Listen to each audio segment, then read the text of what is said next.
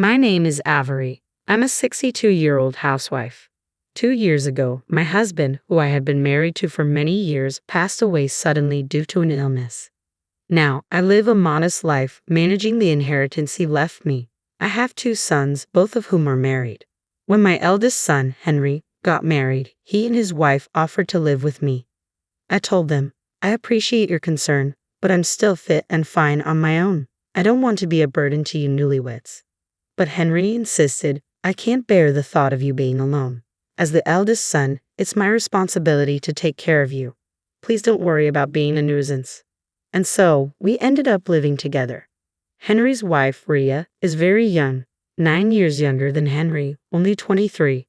At first, I worried if such a young girl could handle being a wife, but she was the one Henry chose. I found no reason to object to their marriage, so I accepted it. When we decided to live together, I asked Henry, is Rhea okay with living with me? Won't a young girl like her dislike living with an old woman like me? Henry reassured me, saying, it's fine. Rhea is kind. She'll get along with you. Besides, having you around will help us with the housework. He was adamant about us living together. I couldn't find a reason to object after hearing that. Sure, I'm getting on in years, and it's too late to start worrying when something happens. Thinking that it'd be more reassuring than living alone, I gratefully accepted Henry's proposal. After we had been living together for a while, there was a time when I asked Rhea, sorry to ask, but could you bring in the laundry? I'm going out to get groceries for dinner. Up until then, I hadn't often asked her for anything, but that day I had unavoidable errands to run before shopping, so I decided to ask her.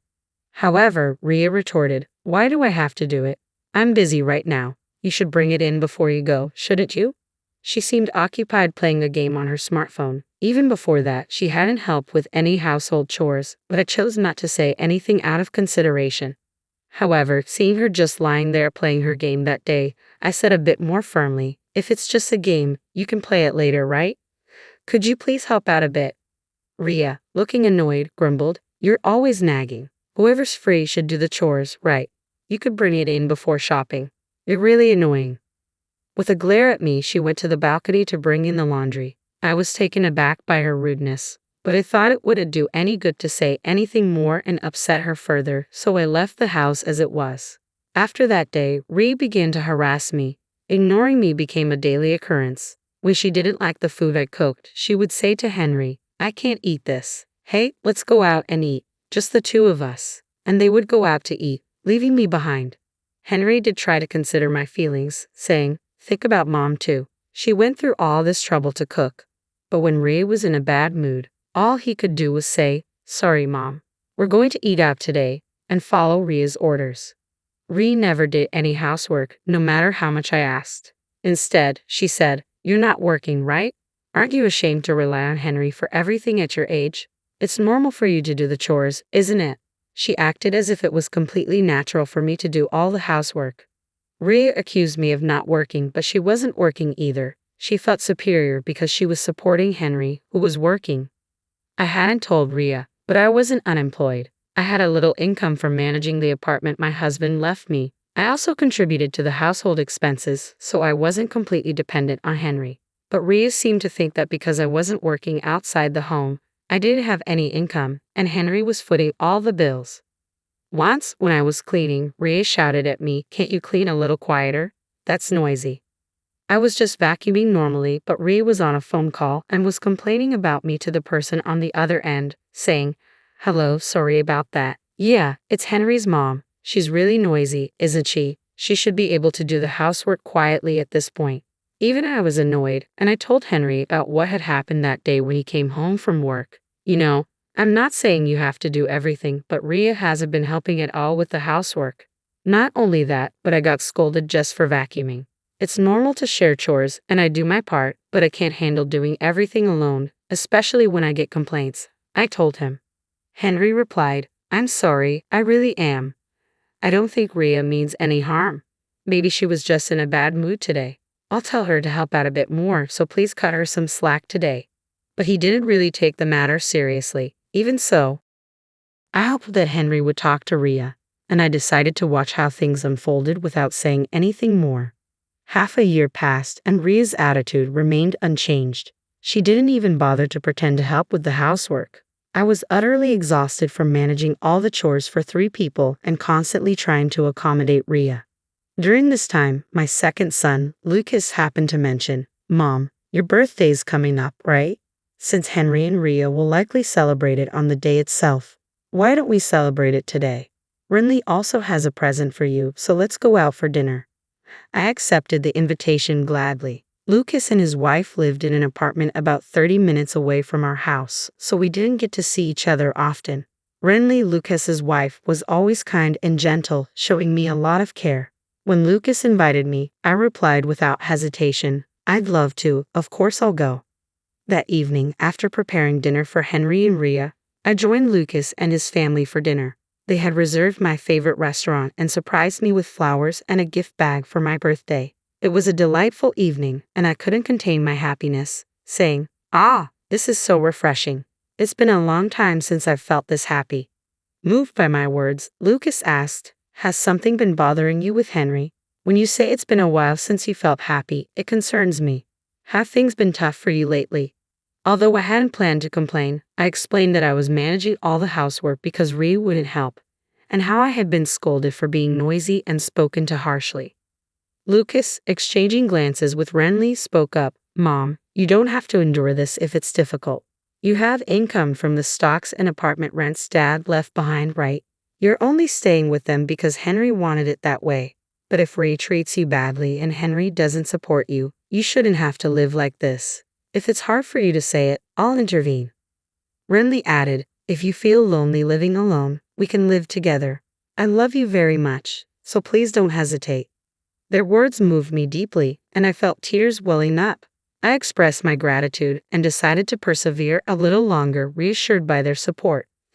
"Thank you, but I'll keep trying. They're my precious family after all. I truly want to find harmony with Rhea," I replied. Returning home that night, I noticed the dishes they had used were still in the sink. With a sigh, I began to clean up but stopped myself, thinking, I always do this. It's only fair they do it tomorrow morning. So, I left the dishes as they were and retired to bed. The next morning, as I prepared breakfast, Rhea came into the kitchen. While cooking, I greeted her, "Good morning, Rhea. I'll handle breakfast. Could you please wash the dishes from yesterday?" Rhea ignored my request and instead settled on the couch, engrossed in her smartphone. Frustration bubbled up within me at her dismissive attitude, and I couldn't help but raise my voice. "It's basic courtesy to clean up after yourself." In her usual manner, Rhea retorted, "I've told you countless times, isn't that your job, mom-in-law?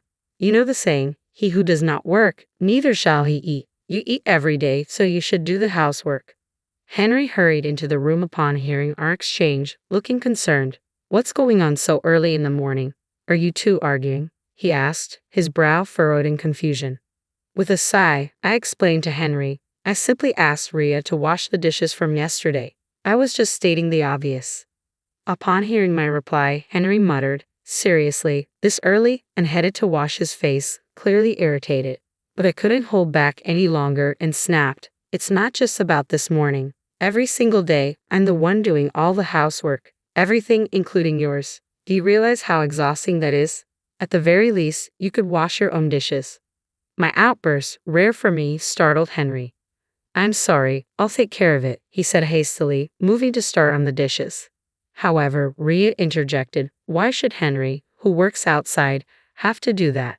You depend on Henry, so it's your responsibility, mom-in-law." She stopped Henry's hands, clearly dissatisfied with the idea of him doing chores. Then she turned to me and said, "You're living off a pension like a pauper, causing trouble. Get out of this apartment." That was the last straw for me. Why should I leave my own home? "This house is in my name," I retorted to Rhea. Turning to Henry, I confessed my true feelings. "Rhea seems to have it all wrong, but you understand, Henry. It's you two who should leave. I can't bear living together anymore. I've reached my limit." Rhea looked visibly surprised and asked, "What do you mean? How can a jobless mother-in-law own a house? Aren't you relying on Henry?" I clarified, "I am the landlord of this apartment. I don't rent. This apartment belongs to me. When Henry's father passed away, he left me stocks, apartments, and land. I manage these assets and generate enough income to support myself. I've never depended on Henry financially. Even after we started living together, I cover most of the utilities and food expenses. Ria was speechless, turning to Henry for confirmation. So we've been living without spending much money, she queried. Henry simply nodded in response. I chimed in. While Henry may have wanted to provide for you, Ria, he couldn't possibly manage all aspects of my financial life, taking you out to eat, shopping, and such. Henry himself isn't earning that much yet. At that moment, Ria seemed to grasp the seriousness of the situation. Her demeanor changed, her face paling as she said, I'm sorry, mother-in-law. I didn't realize, and I've been disrespectful. Please forgive me. Realizing that her comfortable living arrangement could be at risk if we parted ways, Ria continued to apologize repeatedly in a flustered manner. Understanding their realization, I reassured them, I'm not saying I will forgive you. We're family after all. But continuing to live together isn't feasible. We need to address this. You both should find a place to rent and live on your own. Henry reacted urgently to my suggestion. I worry about you, Mom. From now on, Ria and I will pitch in with the housework. I just don't want you to be alone. However, I reassured him, I'll be fine. If you're that concerned, I can stay with Lucas and his family. They offered when we went out for dinner recently, knowing I might be uneasy about living alone. Initially, I wanted to give it more time living with you two, but now I see it's not feasible. It might inconvenience Lucas, but I'll be closer to them. Henry seemed to grasp my resolve, simply saying, I understand, without further comment. In contrast, Ria retorted, so you're abandoning us even though we've been taking care of you. Her tone blamed me.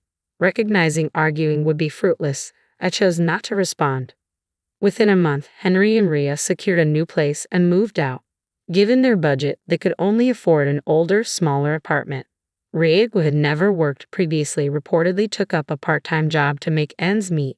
Henry confided that Ria frequently complained about managing household chores in her job. Their life seemed fraught with continuous arguments, and Henry appeared utterly exhausted.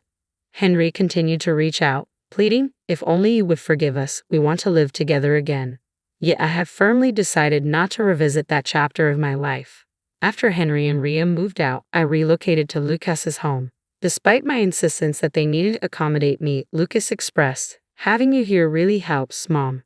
Renly also wants you to stay. She's eager to learn your cooking. Thus, we made the decision to live together. Since then, Lucas and Renly have assured me, feel free to speak up if something bothers you. We'll manage chores together, ensuring we don't inconvenience each other. Nowadays, I spend my time cooking alongside Renly, pursuing my hobbies, and simply enjoying a fulfilling life. I am genuinely content. Going forward, I strive to maintain this happiness without compromise.